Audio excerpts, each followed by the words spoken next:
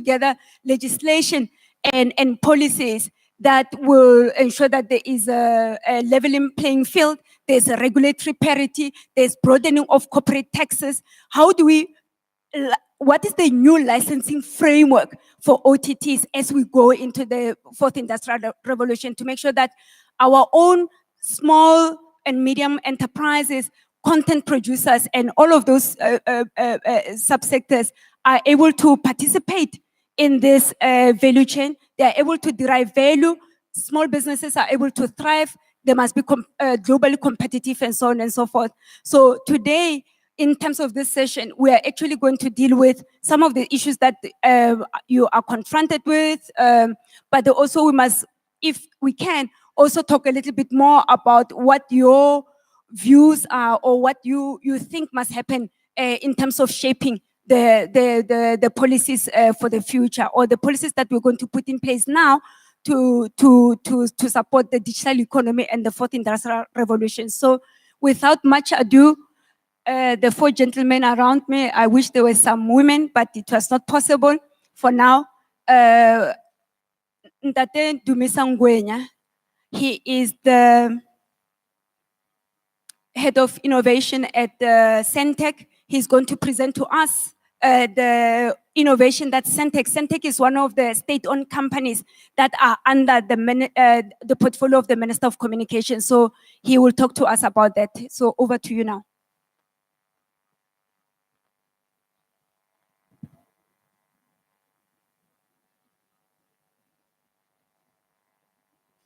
Good morning, ladies and gentlemen. It's always a tricky when you are the first one to speak because you don't know what protocol to follow.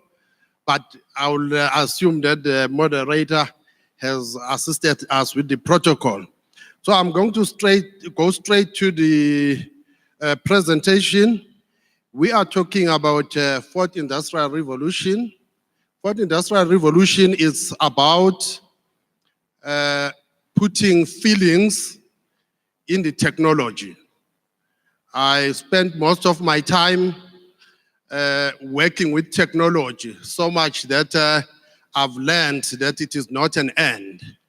So in order for us to make technology meaningful, we have to put feelings. It's about productivity. It's about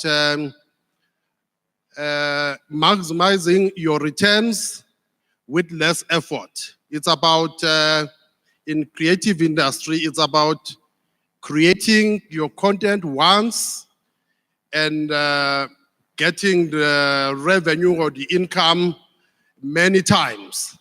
It's about reaching a lot of people. That's what industrial revolution is about. And OTT, we can say then it's a cousin in that sense.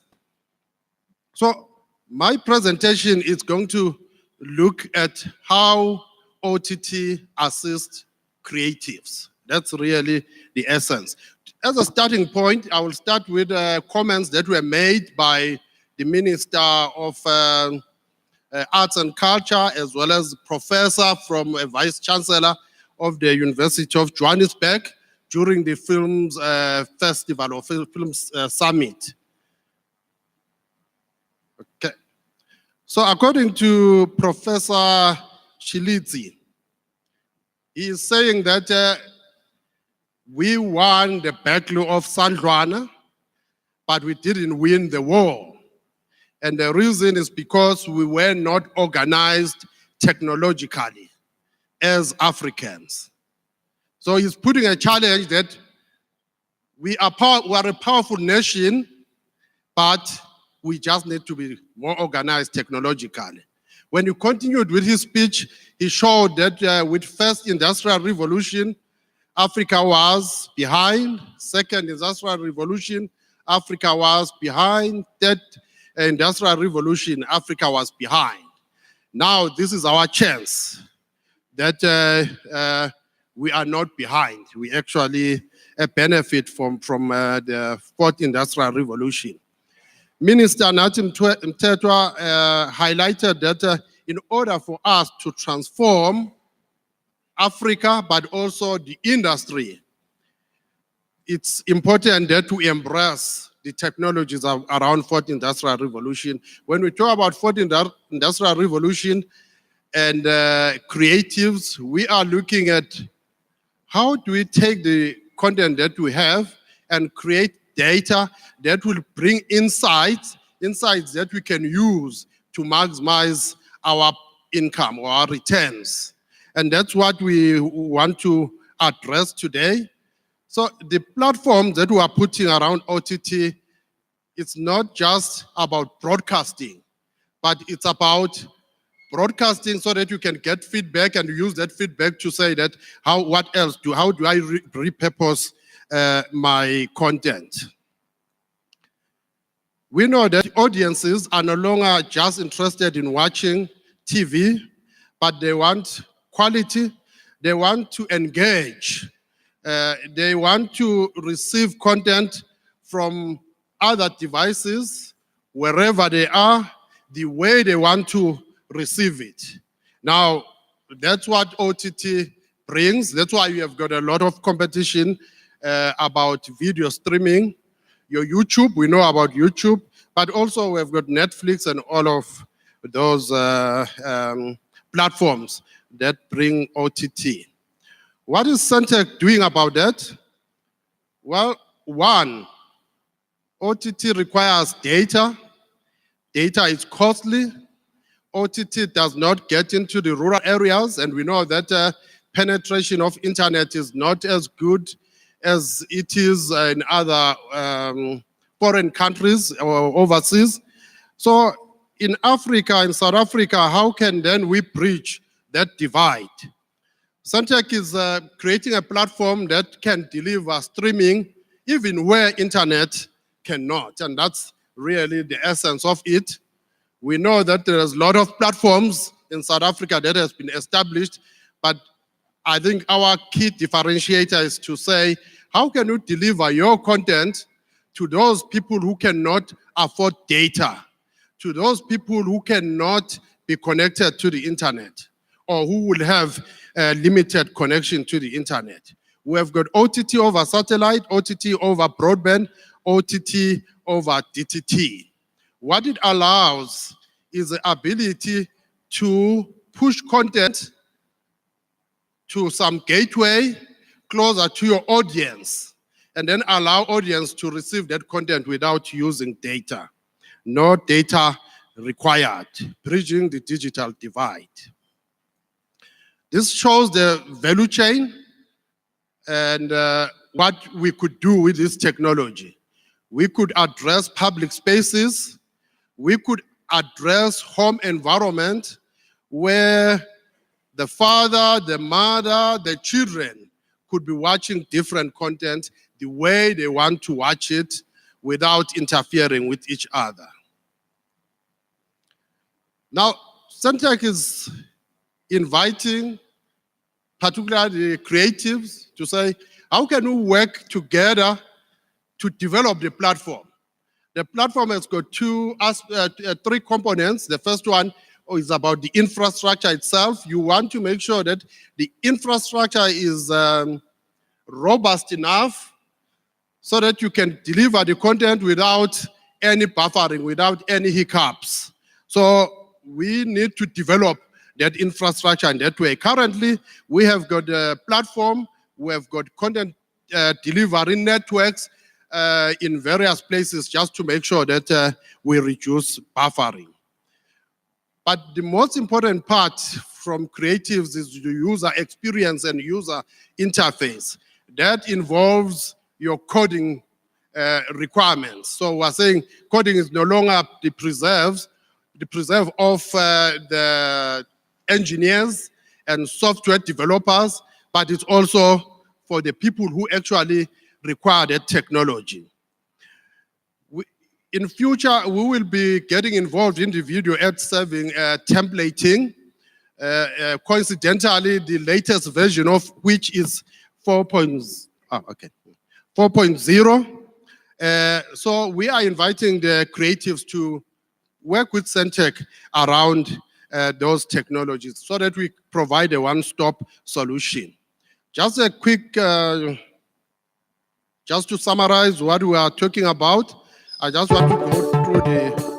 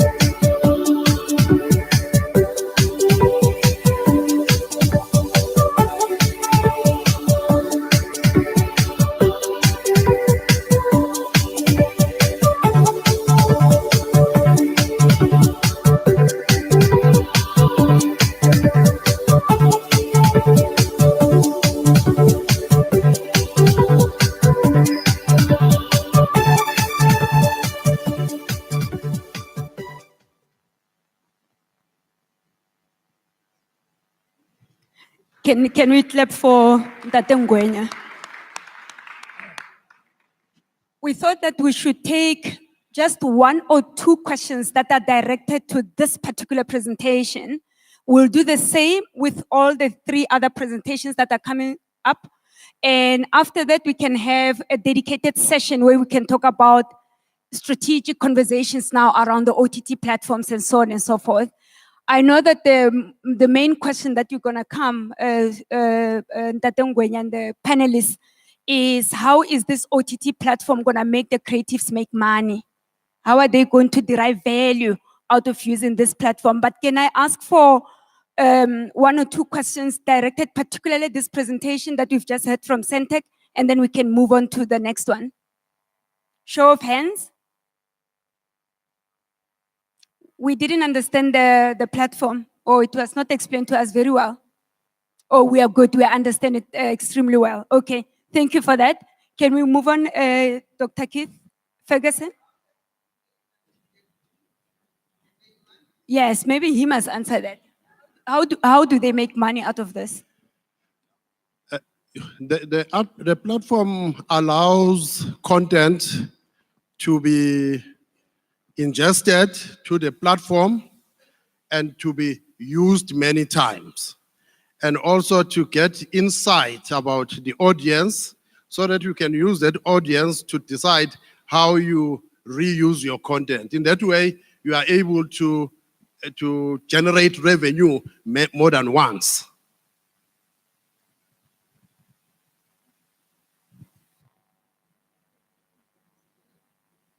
There's one or two questions. Perhaps on that note, Pamela K, Do TV Africa, KwaZulu-Natal. Is that a free ingested process, getting onto that platform? Well, nothing for free. But I think Centec, what is trying to provide really as public mandate is to create that environment. Now, once you create that environment, you look at business models that will then generate revenue, which you can then share among all the players, which include the creatives, the aggregators, as well as Centec as a platform provider. So you have a rate card? Last question. Hello. Implementation timelines. How soon are we able to access this? Yeah. Implementation.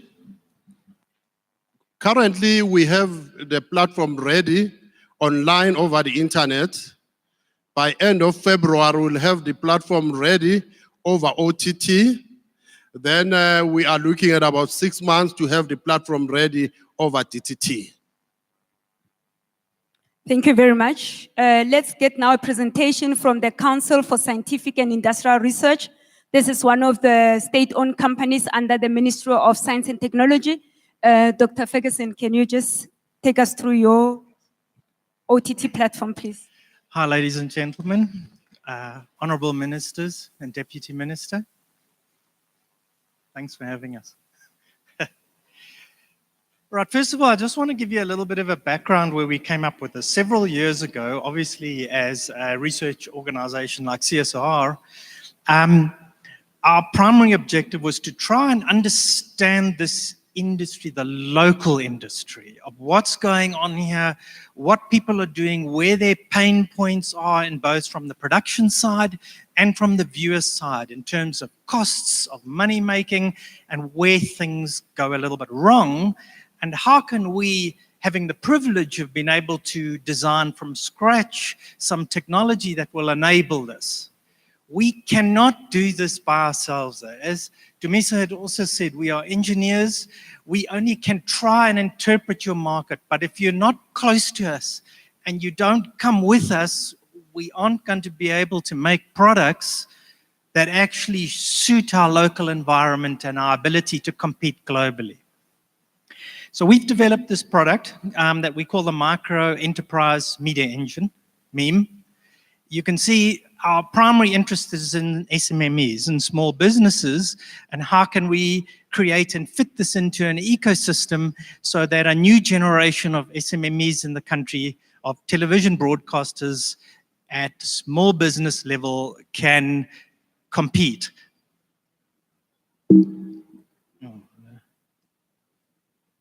Is it? So first of all, the first challenge is, how do you get your content as widespread as possible? So there's about 1 billion Africans, I think it's 1.1 now. There's between about 12 million to 20 million who have fixed line access. So they would have the potential for fiber to the home, and to use these telephone lines as ADSL type links, their connection to the internet. However, this is relatively small in our continent, and there's about 88 million people who have access to 3G, albeit very expensive relative to the rest of the world. However, there's a number of products kind of around in the mobile space where that can offer 3G services. However, the problem is you miss out on the other 210 million people who are living in rural areas who cannot access this. So if you want to maximize the audience that you distribute to, mobile internet is the kind of way to go, that it becomes a borderless distribution that you might distribute into Africa. Of course, this created for us the primary technology challenge of how do you deliver no buffering on a live television stream over 2.5G, and you take into consideration the data costs that those consumers are going to have to be. So if you look at the little chart I've got at the bottom there, generally the bit rates, the 4G, 3G plus, upwards of 2 megabits per second are very well covered. There's lots of very good products in that space. However, this is well in excess for the viewer of some kind of standard data package of about 45 Rand a viewing hour. It'll go up to 65 Rand a viewing hour. There's a little control over, you can change the resolution to lower this rate, but it's not high. So our challenge was to try and come in at a 3G rate where we can bring that cost down to about 6 to 9 Rand a viewing hour for the viewers, and which means that we have to bring it into that lower bit rate range of about 160 to 600 kilobits per second to give a decent quality. However, for the rural access, you really have to get lower. But you can see what goes together with being on a 2.5G network is that the cost to the viewer is only between about 1 and 2 Rand a viewing hour. So the core IP that we've developed is how do you produce this no buffering, increase the quality at the low bit rate so that you can offer a spectrum, a range of offerings right across the spectrum, right down from 2G right up to HD. So our core IP, all our patents, all our international patents, all sit in the space of being able to do that without any buffering and to give the user a complete choice of what bit rate they consume the data at for the quality. Therefore, We allow the consumer, the viewer, chooses what their quality is and how much they pay for it. So the product basically looks like this. In a data center, it's hosted. The platform is hosted.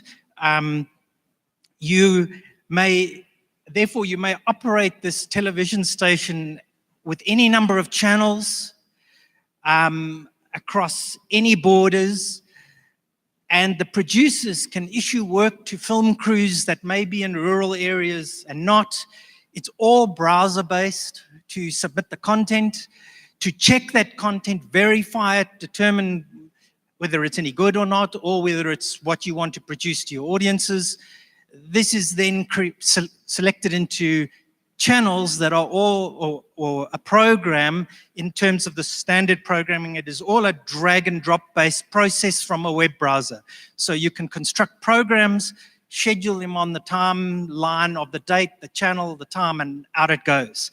It automatically generates video on demand on the side after it's been broadcast as well. This is all entirely automated, the process.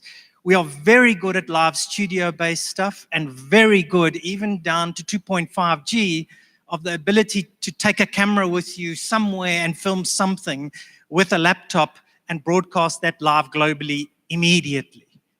This is a television platform with automated video on demand, effectively like infinite catch-up. As soon as something's broadcast, it's immediately be able to be viewed in any quality or any bit rate that the viewer consumes of what they can afford. Generally, I've just highlighted a couple of the points here where we're good at. The primary, 3 minutes. The user chooses the quality for cost on the mobile device. There's no buffering between 2.5G all the way up to Wi-Fi. Now, an important part is this real-time viewing analytics. It's a live broadcasting platform, and we measure who watches what, when, where they're from, and for how long. And why this is important is because it automates the relationship between the viewer and the producer. You may now interact with your audience directly. You can put out a pilot soap episode. You can watch Tanzanians like this program, and you can watch it live.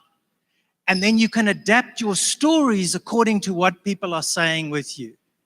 So really what we've done is we've virtualized the broadcaster's role, utilizing the techniques that you would use in Fourth Industrial Revolution.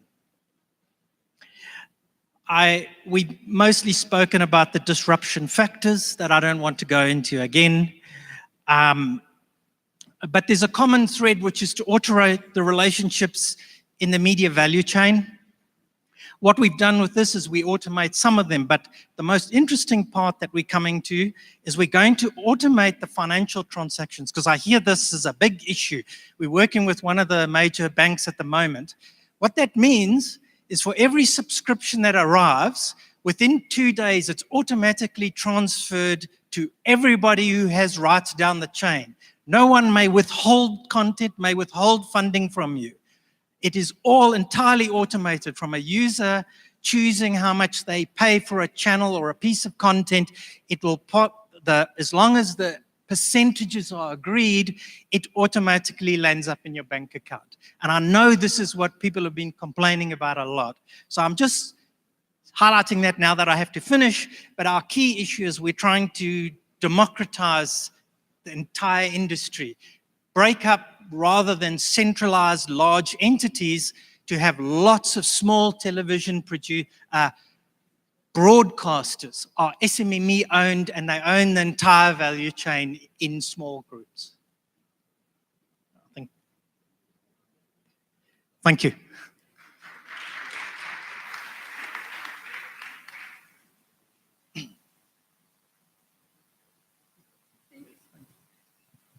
Thank you very much, Keith. Can I just have 1 or 2 questions from the floor again? And oh, there's now 3 hands. Ntate Kgoroge, the guy in the pink. And somebody at the back, and the lady, yes. Justin.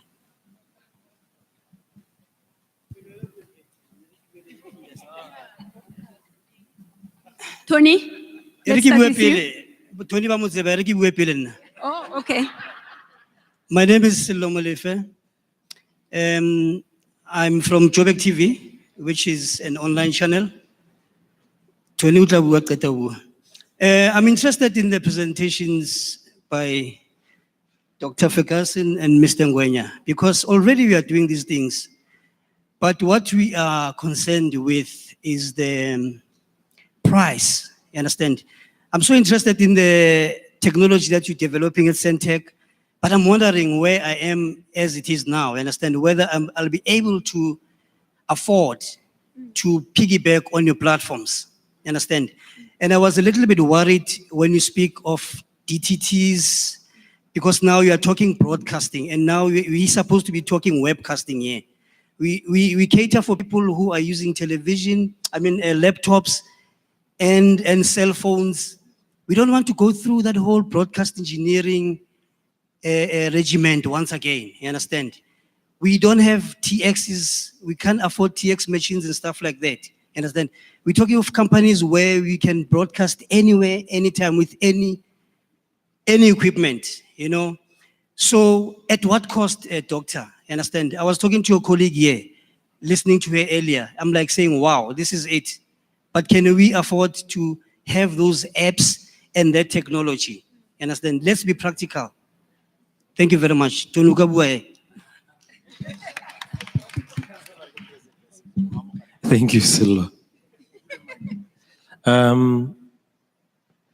I think I see, Dr. Keith, in what you've said, opportunities between what you're doing and what the SABC is doing as a public broadcaster.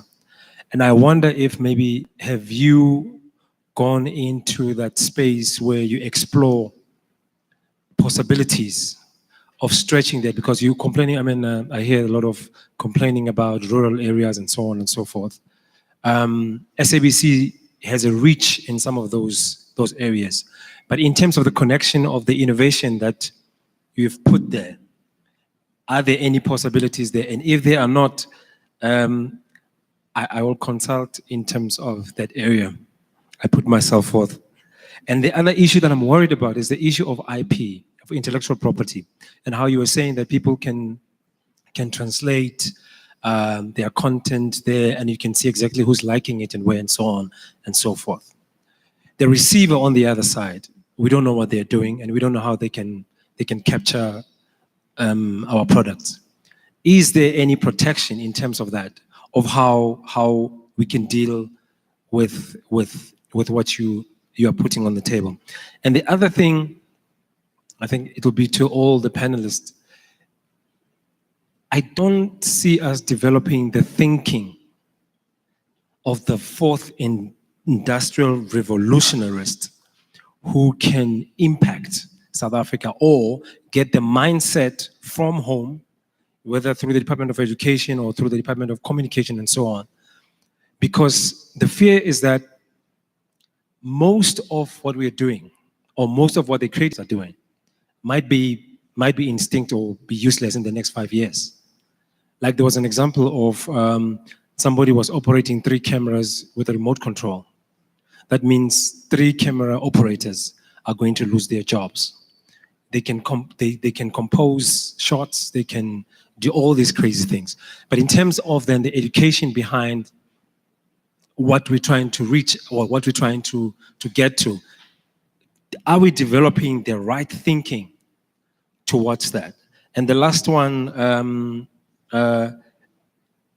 it's good that the platform is also giving us, the issue we're tackling. If we get it right, and majority of us uses it, we'll be tackling the issue of local content and putting content out there.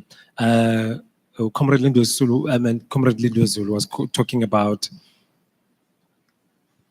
people, South Africans don't go out there in Africa. We don't see anything in Africa. Nothing is happening on the other side. And then, we don't affect that. But the problem is that because we don't see the picture of Congo in South Africa. We don't see the picture that Minister Stella talked about of saying when she was in Umtata, she was able to be at home, but know what is it like in Johannesburg and so on and so forth. Those issues, I think, are the things that maybe have to be packaged with what you are supplying, but maybe it needs also a bigger platform to start engaging with it. Thank you very much. And the final question at the back.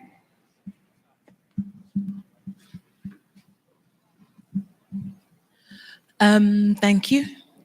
I'd like to find out from CSIR, Dr. Ferguson, what would lead the research to only focusing on internet, whereas there are different broadcasting standards that I know Centec was involved in before, with the DMB, when there was, what do you call this, a call to apply for different broadcasters. And then there were a number of broadcasters who came in using different technology. And with DMB, you can get access to television, and then internet is an added bonus for your OTT services. Why would you have to? Why did you choose the 100% internet for streaming and OTT services? Thank you. Great questions. And I think both Dumisa and Keith, you can respond. Majority of them was to you as the CSRR and the platform, and a little bit on Centec. So can we have a response on those, please?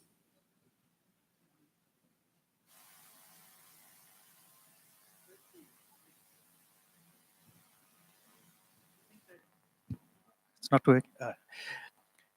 Firstly, I think that because this presentation is very short, so there's not enough time to go right into the detail. But those questions that you're talking about, I think first of all, if you say, is this affordable? The best way to say is we now have licensed it to 2 small businesses. They are startup companies. So the cost where they will own the entire platform. So they will become broadcasters, television broadcasters themselves, with 5 channels and 1 live channel. And that'll be operational. They'll probably start talking about it in the press within about 3 months. They're trying to get going before the elections so they can operate and interview people around that. So if you say, is it affordable? 2 startup companies have been able to raise some small funding. I can't reveal to you what it is because it's their business model. But from a CSR perspective, we license the software. Now, I need to just make this very clear, all right? Because that software has to sit on something. It has to be hosted somewhere. We give a reference design of what it looks like for free. My colleagues, they will be able to show it to you in the break sometime what it looks like, but it's to be taken and turned into your own model. So for small businesses, we currently license it for between 12 and 16,000 Rand a month. Yeah. So it is not a fortune, but this is for the unlimited number of channels. There's no price change in it. We own nothing of your business model. We want no revenue share. You do whatever you like.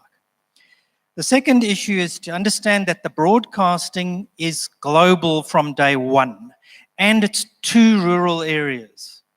So the reason that other question relates to the fact that what we've done is that why have we chosen the internet? We've chosen it because we want South Africans to export their content into the continent without even, you don't even think about it. It's just happening. If they find your app, they're going to be watching your stuff, both in rural African positions and in fact, across the globe, because even developed countries can watch it, and if it's cheap, they can have HD. They choose. Right? The third issue that I want to raise on our platform, we are actually only interested in South African content and producers. If you want to do that stuff, go for it, but it's not important. The issue is to create these business models, new kinds of models, new kinds of revenue flows that move between each other and export this content. I again would just reiterate before I give it to Dumisa, is that the idea is to stimulate small businesses, but we can only enable it, only you can do it.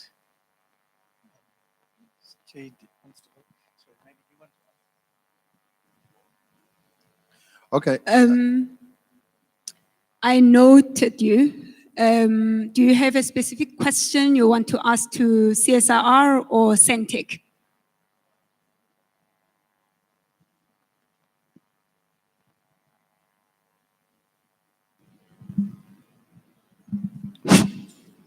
Doctor, I'm addressing this one to you. For me, as a young person, I feel good you are losing the ball because already you haven't even started with this vehicle, but you've closed the doors. From your understanding, I want to know, do you know how the dragon economy was built? The reason why I'm asking this is because there's no need for technology without content. The reason why technology is what it is because of content. So what's the point of having the nice technology that you can ever dream of in this world, while least you are making it difficult for producers on the ground to take their content to your platforms? So I would humbly request that you go and sit down with your team, you reconsider, because right now, honestly speaking, we are losing the ball.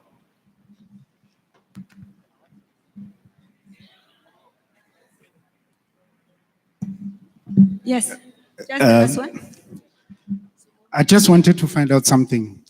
Centec and CSR are government-owned entities. And with a country with such a limited budget, which I believe that the Sowetan actually captured it nicely a day after the delivery of the inaugural budget speech by Tito Mboweni, where it said "Asina mali" in the country. What are the chances or the possibilities of streamlining this duplication, that is having the division that is represented by the good doctor there, moving over to Centec, so as, you know, to make sure that we do not have double expenditures where some of the money is given to Centec to do this and then the other one via the Department of Science and Technology goes to what you call CSIR? Two questions are very good. The Deputy Minister is going to respond to some of those, and we'll close this particular session to give a chance to the other two presenters, please, to also speak their story. Deputy? I want us to have the same understanding, and I speak under correction. I think one of the reasons why we have convened this engagement was to also say to content producers, over and above View SA, Show what? Showmax, Netflix, Mama. We also have government innovative units in the form of SOEs, Centec, and CSIR, who have also developed these platforms so that you guys can come in and stream. Now, CSIR says, here's a platform. Your entry is between how much? 14,000, 12 and 14, 16,000 rand. You stream whatever you stream and so on and so on. Well, the issue of protecting your IP becomes very critical, something that must be looked at. But in my small mind, because you are specialists, I had thought, here's an opportunity that also government play over and above black and mang. But I also take what you said, because this is also what I always ask people. Kanaki mang? Kanaki mang? Not mteto. When Tony. I take what Tony said, very critical. And now before I speak, I look at what is in it for SABC. Again, Maraliana SABC must wake up and rise to the occasion. Kwena SABC. Rise to the challenge. And I take what Tony was saying to say, if these are available, what then becomes an unintended consequence to the SABC? But also, NAE, this DTT process must assist her, if SABC is a her or a him, to also rise to the occasion. But I don't want us to leave here not having the same understanding that government is also creating an enabling environment for you to play in the OTT space. Whether it moves with time or we are 2 legs behind, it's another thing. Whether we should not limit it to internet space, but look at all other things you are saying, it's something that we should look at. But all of us must agree that here's another platform over and above those that you know. Thank you so much.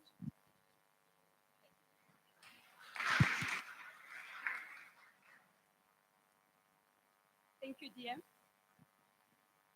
Thank you, DM. I thought DM will also respond to the issue around cross-collaboration within the state-owned companies themselves, because they put a lot of money into R&D activities, and that there is merit in pulling all that funding together for the common good, or because we need to be streamlining, we need to be aligning, we need to be finding each other and aggregating the funding and the resources within state-owned companies to deliver services to creative industry, for instance. So that's a well-taken point, and I thought we get that. Thank you for that. Can I now give over to Ntate Neo Lachabo? He's from View South Africa. He does not have a PowerPoint slides, but you give introductory remarks, so to speak. Thank you, Mameze. Good afternoon, everybody. I work for an organization called View South Africa, View SA. View is a new video-on-demand streaming service that we are launching in the next few days. The reason why I'm not showing you anything now is because we'll be revealing View in the next few days on the 28th of Feb to launch the platform. And we're quite excited about it. View basically believes in, well, just a little bit of a background. So we're in 16 markets, mostly Asian markets. So this is the first time View comes into South Africa. In most of the markets, we actually are ahead of the other OTT players that most of you would be familiar with. We've got over 20 million monthly active users on the platform across the globe.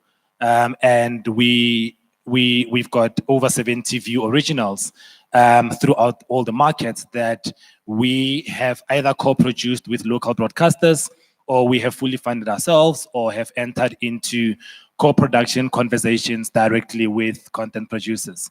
Out of all those markets, South Africa is the newest market, is the 17th market that we're going to be launching in. Those that have their smartphones, you can go onto your Google Play Store or your iOS and download the app now and see how it looks like. It's spelled VIU. I've engaged with some of you already in the room directly as producers on some of your content. And we open to have that conversation. We've had the partnership, or we have a partnership already with the SABC in terms of a licensing agreement of our content. And what is different about View? I mean, you know, we all talk about the freemium model, etc. Where we believe we're different as View in terms of the video on demand services that we offer. The first point is that you know, we're targeting the middle to lower income in terms of our content. The second part is that we believe in partnerships. Everywhere where we have launched throughout the world, we've partnered both with public broadcasters, local industry, producers directly, and you will see on our app as well that there's a lot of content, South African local content that we've already acquired some of it directly with producers as well. And I was quite interested, we're quite interested in the conversation around how do we partner to get the content, on South African content, onto the app. And that's really our focus. We have zero Hollywood content on our platform because what we're trying to do is to build a platform that is purely South African, not purely South African, but that has got a big South African component within the content mix. And the other advantage, I think, we've been talking about how we make content travel between, the examples around DRC, etc., have been given.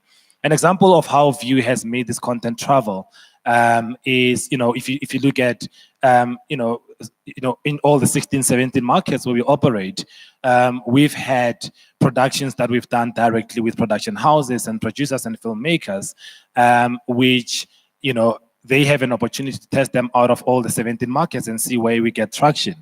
One of the Ghanaian films, for instance, we found that it's quite popular in Korea, right? And then we can then help to facilitate that conversation through the platform. So we're quite flexible in terms of how we work, but we really believe in partnerships, and we're looking forward to adding to the industry, growing the industry, and ensuring that we have meaningful conversations.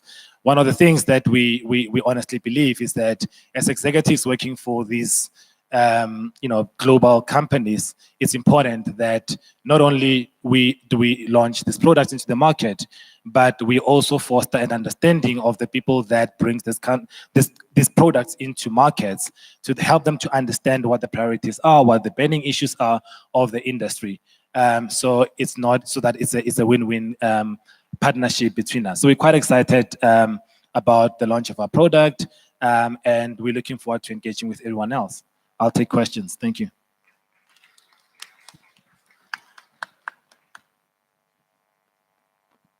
I'm mindful of time, right? I see you, I recognize you. Can we just take the Google presentation because they are both multinationals, and then we can have a conversation around that, okay? And that the fortune, you take over. Thank you, moderator. Honorable DM, with your indulgence, I'll present while sitting down. I hope it's fine. Okay. Okay. Oh, no, come on. No, you can see me. Hello, I'm sure you can see me. Okay, so what I'm going to talk about today is how you can actually leverage digital platforms for success online. There are a lot of things that I can talk about on how you can do that, but I just decided to limit it to two. I'll limit it to Google search and also to YouTube. I chose these two deliberately because of the sheer volume of activity on those platforms, and also because there is a ready-made audience, especially for people here that create content. There is a ready-made audience that you can tap into. So I first want to start talking about Google search. I think it's very important. If you are a creator or you are in any form of business, whether it's an online or offline business, you need to understand how search works. If you can understand how it works, then it can make you, it can actually enable you to be able to put yourself out there. Because I think one of the biggest things, the biggest challenge we have is that right now the internet has got close to 60 trillion pages. So if you're going to put your website or your content online, how is it going to be found? And Google search is just one of those ways in finding it. So it's very important that you understand if you're clicking on, let's say, on this search result, Shoma Josie, how it comes out and what it exactly means. I'll talk quickly about this.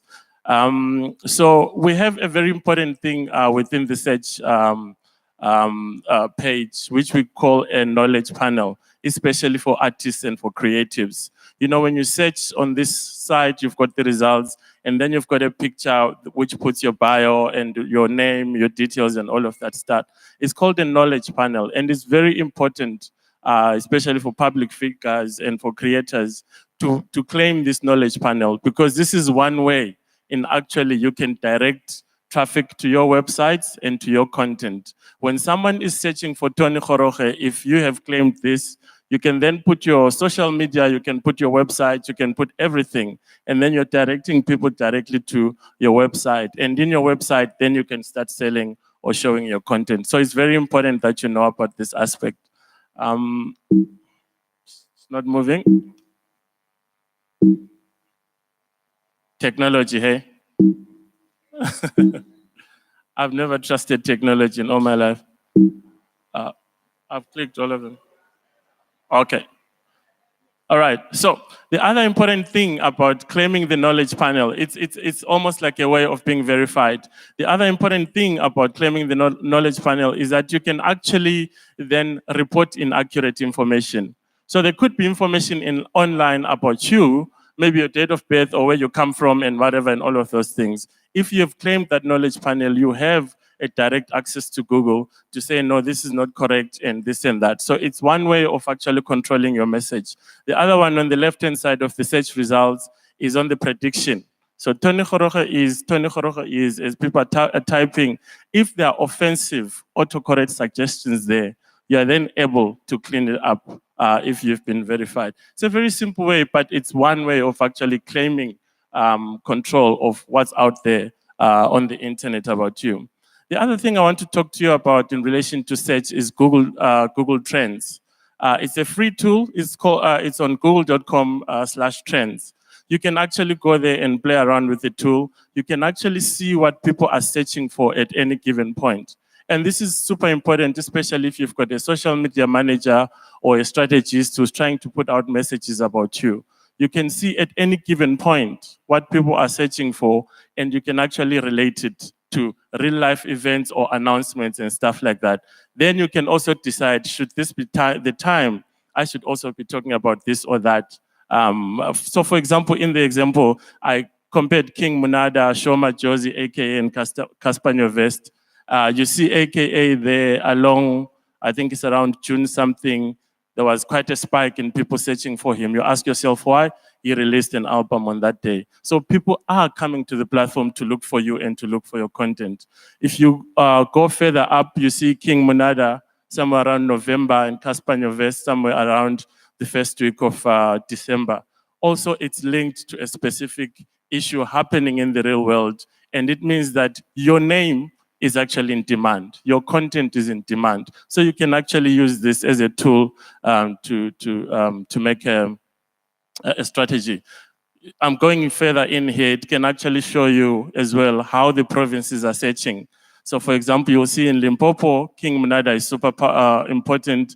They are searching for him more than they are searching for Casper Nyovest, who is in green. So these are things, are very easy and free tools that you can use. And then you can decide, do I need to do more public concerts or live events in Limpopo, for example? People seem to be searching for me. And then you can start to strategize on where you want to go. The other thing I want to talk about is websites. The majority of the viewers, of the consumers of content these days are actually on their mobile phones. They access all these websites on mobile phones. And we've seen that more than 53% drop off. They leave your website if it's taking too long to load. And what we mean by taking too long to load, it must not load longer than 3 seconds. So you've got a website and it's very heavy and it takes longer than 3 seconds to load, you know that you've lost half your audience because these are people that don't have data and they don't have time. So these are very important things. And there's a tool which is called Test My Site, which it's free. You can actually just enter the URL of your site and test the speed of your website and you can get results. So just yesterday before I came here, I did a quick test of Soul Candy's website. So I checked, for example, the results. As you can see, it's taking 10 seconds to load.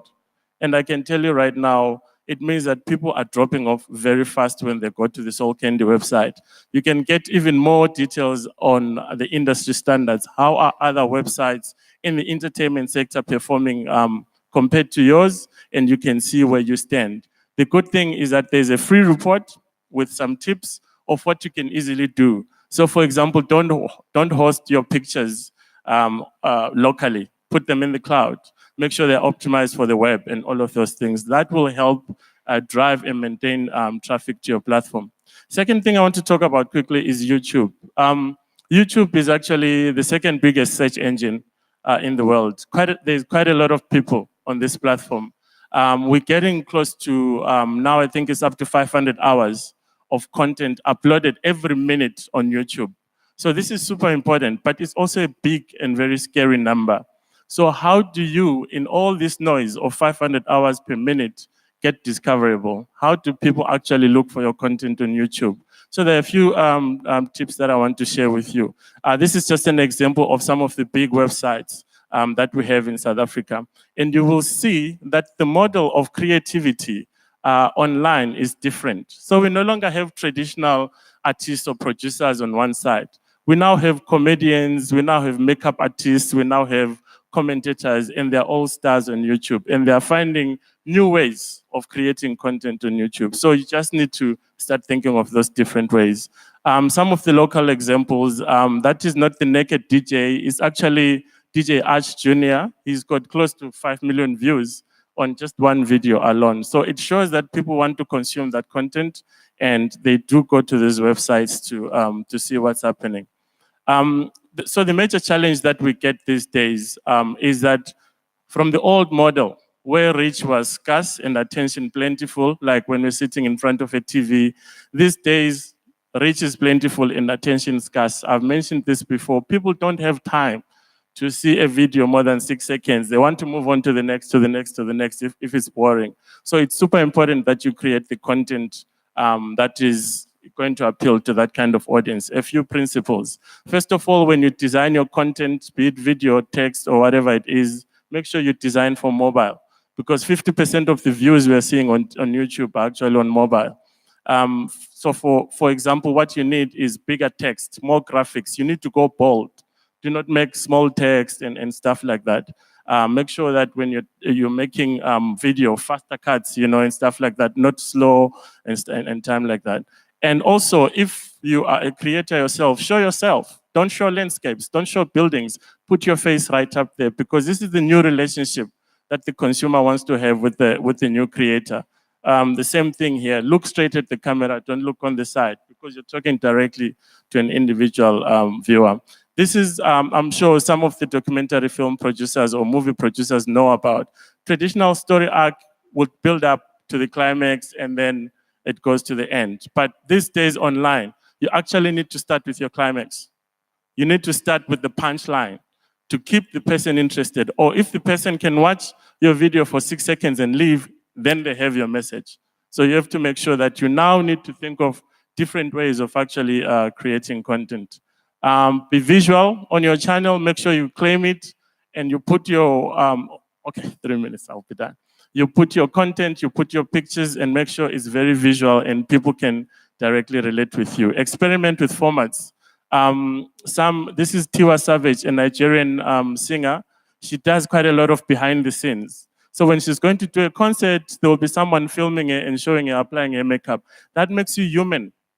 That makes people who love you want to view more of you and see what you're up to. Listening sessions. JR actually does a very good listening sessions. He brings in artists, they do listening sessions and they stream it live and people can watch and they can monetize on that. I know this is super important. Then I want to talk about how we protect your rights online. We've got a system that is called Content ID. So as you upload that content, this system fingerprints your content and it is then identified as content that belongs to you. Next time when it's uploaded by someone else who is not you, you get a message that someone is trying to upload your content and pass it off as yours. So it's a system that we've perfected since 2007. We're still working on it, but it's growing in numbers. We've got close to 600 years of reference material, of fingerprints on this system to actually make sure that the content is used by the people, is actually uploaded by the people that own it and they can benefit from it. If you see something or you see someone who's actually uploading your content and you're not sure why, you can actually report that. There is underneath that video there, click on it, report, and then you can say, why am I reporting this? They're infringing my rights, and then there's someone who's going to act on it. And then in terms of licensing, every time when you see a video on YouTube, instead of maybe thinking, oh, Google is playing my video on YouTube without my permission, just click below the video there. It will show you exactly who uploaded that video and who has a content to have a license to actually have that video online. And it's super important because then it means you can actually be able to say, no, I saw you put my video, I want you to take it down, or you can take him to court, whichever way it is. And also I just ring fence that thing at the bottom there. This is also another way to actually drive people to buy your content. Because the most important thing is if someone watches your video and they enjoy it, they now need to know where to find it so they can buy it and play it on their phone. Make sure you always have that content online.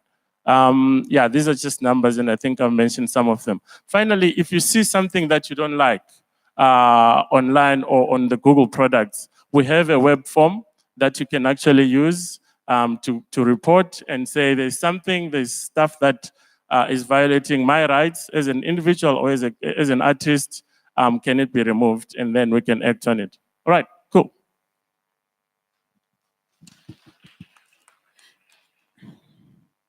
Thank you very much. 1, 2, 3, 4, 5, 6, 7. In this order, I'm going to take the questions in this order. Number 1, yes.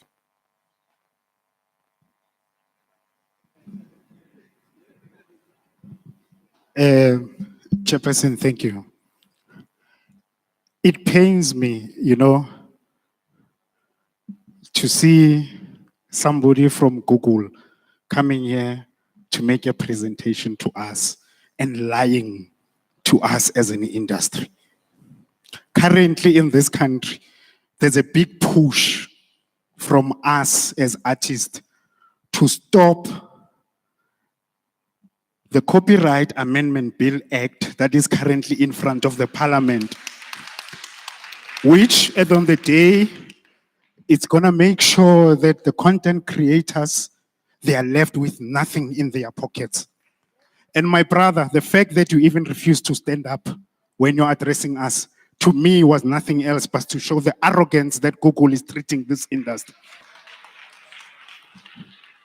Minister and our leaders, we implore you.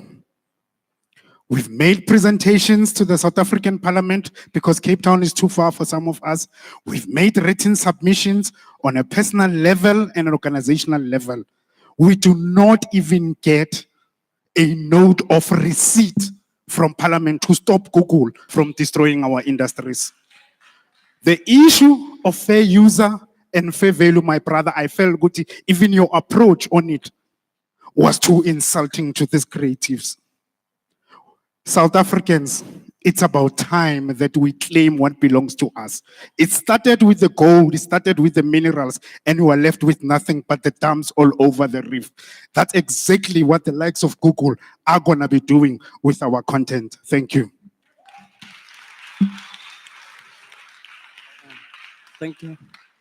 Thank you very much. Deputy Minister, there's this, I'll touch the points how however, I'm going to take an opportunity to emphasize the question I asked earlier, which I felt it was not answered. And I want you to understand the context background of why I feel that we're not pushing this bill the way, so that it can actually benefit us. This is a Section 75 bill, so illegal NCOP. And that's why I emphasized already before President signs it, there are things there that are so important that can help this industry to grow.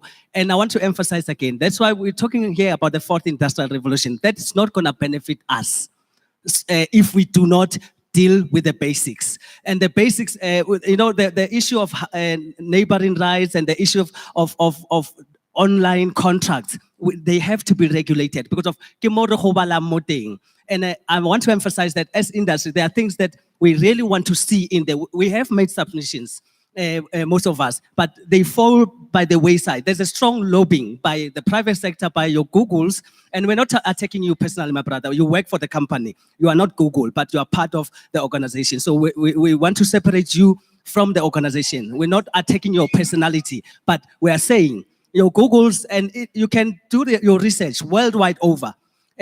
Government MPs would sit a lot of times more with lobbyists than with the sector themselves.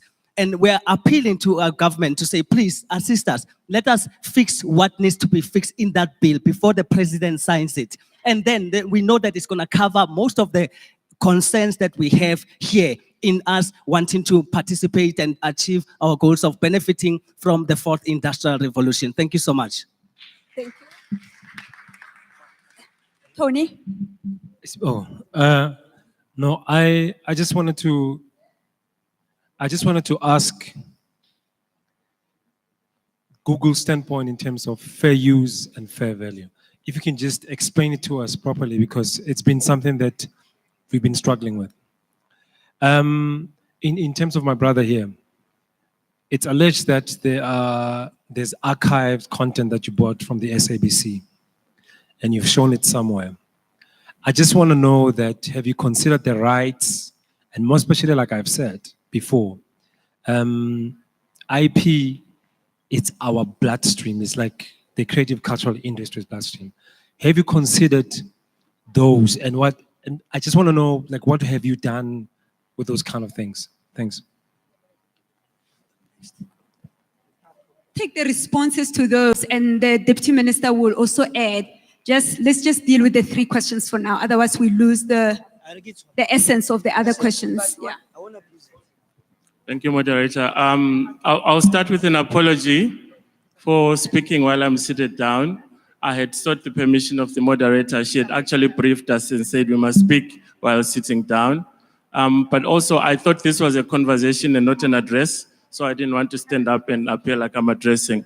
But to the issue of fair use, my brother, you know what? There has been a lot of muddling of things in respect to this bill that is getting a lot of people very passionate about. Fair use is not a new concept. We've had a model of fair use in South Africa since 1978. The only difference, let me finish, brother, let me finish, right? Fair use or fair dealing is the same thing. It actually allows, right, whether a commentator or someone who wants to criticize a piece of content, to actually take a snippet of that content and make a comment or make a point on it. The best example of fair use is The Daily Show with Trevor Noah. So when Trevor Noah is making all those comments on what happened with Trump and so on and so forth, he takes from CNN. He doesn't need to pay CNN to play 10 seconds of that snippet. The only requirement is that he attributes, he shows the CNN logo clearly, and at the end, he attributes. That is fair use, and if you can see everywhere around the world, the biggest creative industries actually have fair use in their clauses. So what has happened right now in South Africa, our standpoint has been expand fair use to allow for digital uses. That's the only difference. So that's the standpoint. What was the other question? I think it's for you, Neo. No, before you give now, sorry, Chair, through you, Chair. Through you, Chair, sorry. You're making examples of the United States. They've accepted that. You're not considering what the United Kingdom has done. They actually have done away with fair use, and Australia. Now, what we want to understand is that why then has it changed from fair use to fair deal to fair value and all those kind of things? We just wanted to be very clear from Google of what it is, because it's very painful from our side. Let's take a question from Abuti Waka Kamamara Hatoni. Libizzo ke Sello Molefe hape Joburg TV. I'm just gonna go back a little bit. Google, YouTube, Facebook. I want to talk on the business case situation, which is what I'm faced with every day. We post every day, we do news, we do everything else. Facebook, YouTube, they will put your stuff on the side and say, pay us $20 US. I'm serious, I'm not joking. pay us $20 for you to reach so much audience. You go to YouTube, same thing. And I've done that for the last 3 months. And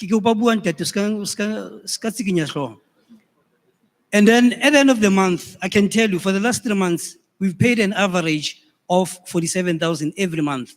So I want to come back to Centec and CSIR and Minister, Deputy Minister. We're actually saying as South Africans who want to come into this business, social media, you call it OTT or whatever you want to call it. We need some kind of, I hate the begging bowl or cap in hand situation. We are trying to make a living as professional businesses here, you understand? So you developing apps and everything else, technologies, can we be sorted, so that when these Uber kind of television platforms are coming to invade the space, because the Broadcasting Act is so silent on that. That is why we have Netflix and everybody else, and they come and deplete all the content that we have. And then we, South Africans, we are trying to derive our own local content and put it out there, you understand? But you can't do it without doing it via YouTube now, Facebook, you understand? Can the department tell us what it's doing about that? You understand? Besides looking into SABC Pela, we are also there, Nati. The business model or the business case study is not only SABC. There's other people as well. The fourth industrial revolution is demanding you to do that. Can I just take the 3 other hands from there, and then the lady behind with the scarf, and then let's start with you, Chair. Hi, my question actually relates to what the gentleman said beforehand. The idea that CSIR and Telkom already have developed OTT platforms. So if that's the case, how come is SABC going to a different service provider and instead of using what the state has already developed? That's the question that I just want to get clarity on it.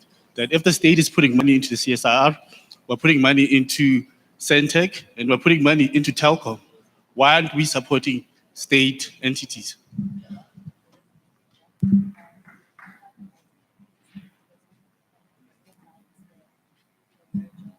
Good day, sir. My question is based to the Google guy. It's a comment and a question. I don't know if Google is aware that it pertains the artist content protection, because you guys are saying you optimize each and every website that goes to the Google search. Sorry, can you? I'm saying that Google does optimize each and every website that goes to the Google search, right? On the Google search. But again, you don't optimize the convert the YouTube to MP3 website, because for instance, an artist could literally upload a video this morning on YouTube. I could take that link, I could search for convert a YouTube to an MP3, and then I could get that song as an MP3 and then upload it back to my Android telephone. So how does Google protect the artist content when they say they do protect? So I don't know if you guys are aware of it, but it's been a standard practice for years. Thank you. Okay. Can I have the lady at the back?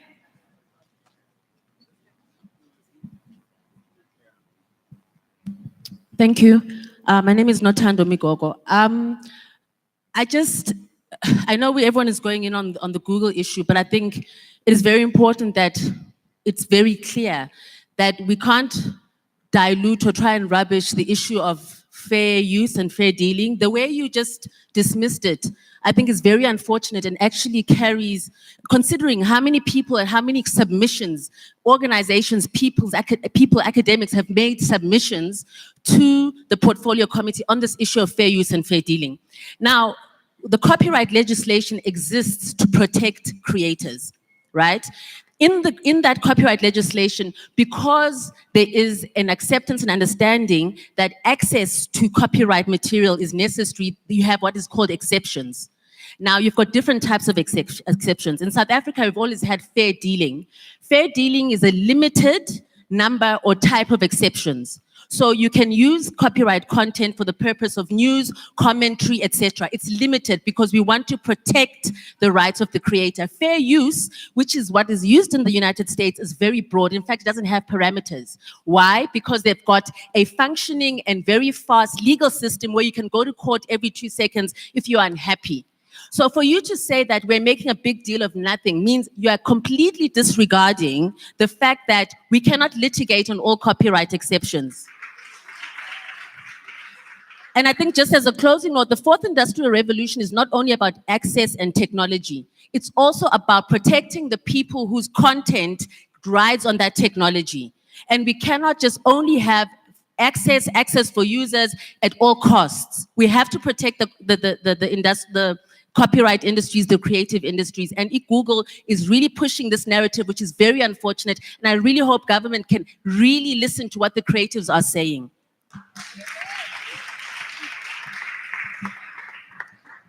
I want to take two more, just two more, and give first-time speakers also a chance. One to the youth, and I wanted a lady, I wanted a woman. And you. That's it. Yeah. Can I have the microphones? Yeah, to the lady? Yeah. I think we need to really examine what's happened in terms of the two bills that are going out. Everybody has been talking about that the industry has been making several submissions and those submissions have been ignored. And I'd like to agree with the lady about the way in which Google has force-fed us fair use when fair dealing was an exceptional doctrine which was used within our context. We do not have precedent that lasts 200 years. We only have new precedent. It has not been placed in our courts. We don't know how to litigate against it. We do not have the facilities or the funds to go into litigation. The tribunal is untested, and the way in which the tribunal is placed in the bill means that we will have to go into court or to the tribunal to defend ourselves. We should have a place where fair dealing remains in place. We should have protections for artists. Artists have not had protections as far as copyright has been concerned. We've had to deal with Section 211C since 1978. 1978 till now, all broadcasters own the content. We need to change these things. The bill does not go sufficiently far enough in protecting us by having a clause because of the power relations between creatives and the broadcasters. We need to look at the clause which is about first sell doctrine, which means that once you've put out your content into the public space, your content is then free for anybody to use. That means we cannot make money from our content. We have to look at the clause which there are lots of clauses running through my mind, but we need to really examine it. And I think the point is that the industry has been fighting it, but we do not have the financial muscle of a Google. So when we fight it, we sit in our small corners. And what's amazing here today is that there's so many people who understand this bill. We think we are on our own because nobody's listening to us. We have to have the government listen to creatives, and it's not just the film sector, it is publishing, it is music, it is everyone who is against the bill.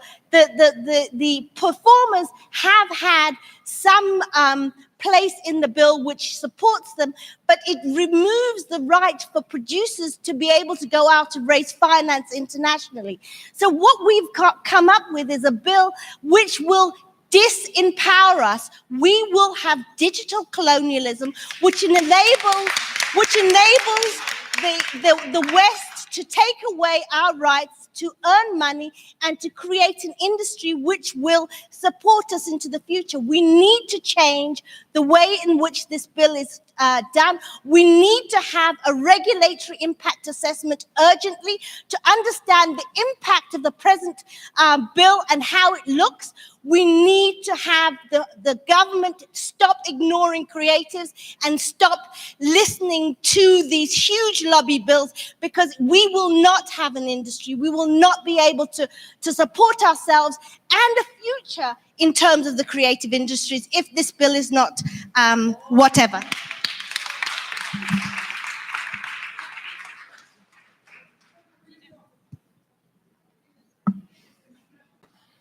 Let me tell you what I want us to do. And I see that this is an emotional issue, but I'm also glad that it speaks to what the Minister, Stella Ndabeni Abrahams, myself, and Minister Zulu said. That for now, as government, we are fragmented in dealing with issues that deals with your industry. There's DTI, there's DAC, there's DOC, there's Mamang, and so on. And we take, because I was sitting at some point from the level of DOC then to say, what does the Copyright Act mean to somebody who's a writer of a book? Because I was at University of the North. That's my age, you can see, not University of Limpopo. So we used to do those things. And you know, copyright, how do you protect that writer and make sure that this person continue to do that? So we hear you. And that's why I'm saying this thing cannot be closed. And let's agree, Minister will take it upon herself to engage with the Minister of DTI. But we should also go to the select committee and say, guys, let's reopen this issue, the performance bill and the copyrights bill. That's what we must do. We must go there and say, we think there are areas where we have missed out in our constituency. We know different sectors and yourselves. And you know what? If you guys get united and speak in that voice, it becomes easier for government and especially Parliament to address your issues. I was sitting in the Standing Committee on Finance, and that's a very sophisticated area in terms of the financial services. But because banks will be coming with one voice, sectors will be coming, cooperatives will be coming, and everybody, you end up saying, but whose interest are we addressing? And we must then go back and say, but these things, if we don't look at it, these are the unintended consequences that it brings to ordinary people. So let's agree, without us being emotional, we take your message. The minister, I think between her and Minister Davis, they must engage. Between our minister and the select committee in the NCOP, we have to do that. Then we'll come back to you, because I was talking to NAB, I was talking to SAB, I was talking to ETV, SABC, Asia. Give Friday.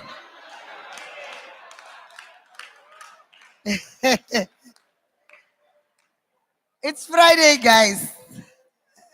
I palinyala gin and tonic.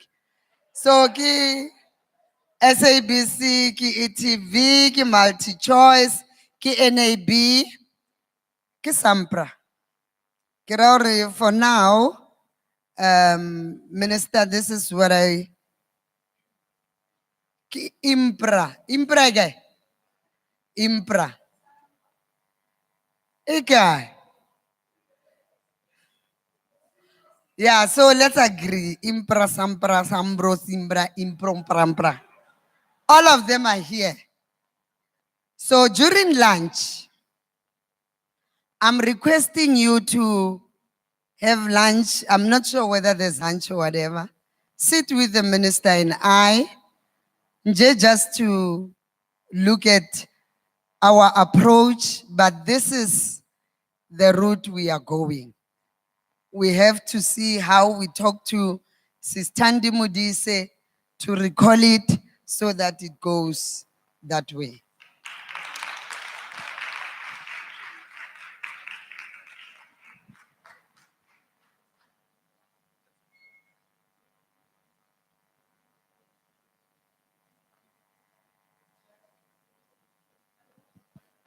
Apologies, guys. I just want to beef up what UDM said, but I'm just proposing a different angle whereby you sit as yourselves, all of you that are affected by the bill. You draft a submission, you give it to us so that when we go to the select committee, we're empowered from the com side, taking your understanding.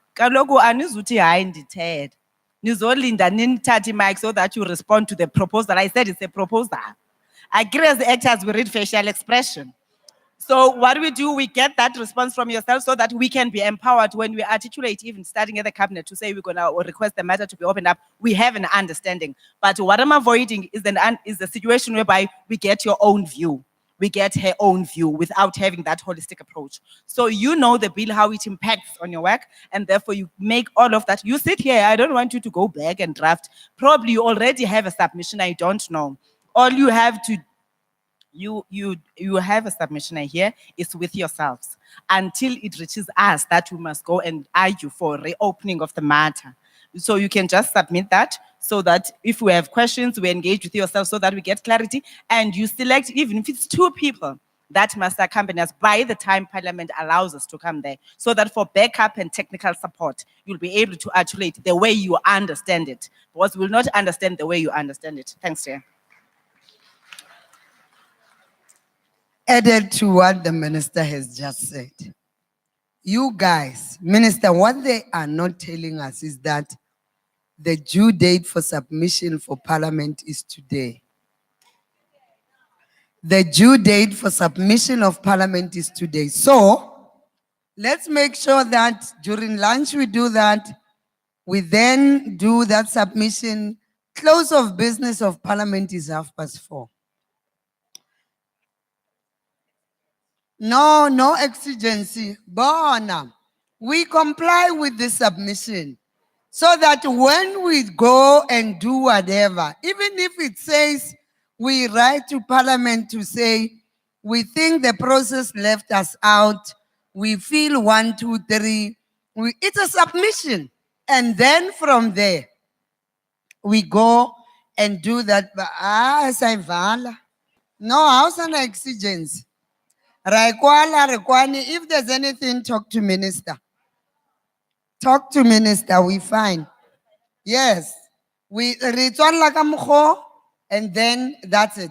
Bakwala today, we are going to make this submission to Parliament. Thank you, DM. I think it's now the end of the session because the minister and the deputy minister has spoken. We'll take the process as indicated and we'll leave it at there for now. The colleagues on the podium are still here. Please feel free to engage them as well during lunchtime. Thank you very much. Thank you for listening. Can I just give you the logistics of the lunch, please? We have 2 serving stations here on the left. If we could just allow you to go for at least 80 people at a go, okay? I'm not going to say which 80 first, but 80 people at a go. We have a serving station upstairs as well. Ministers, your meeting will continue in your boardroom.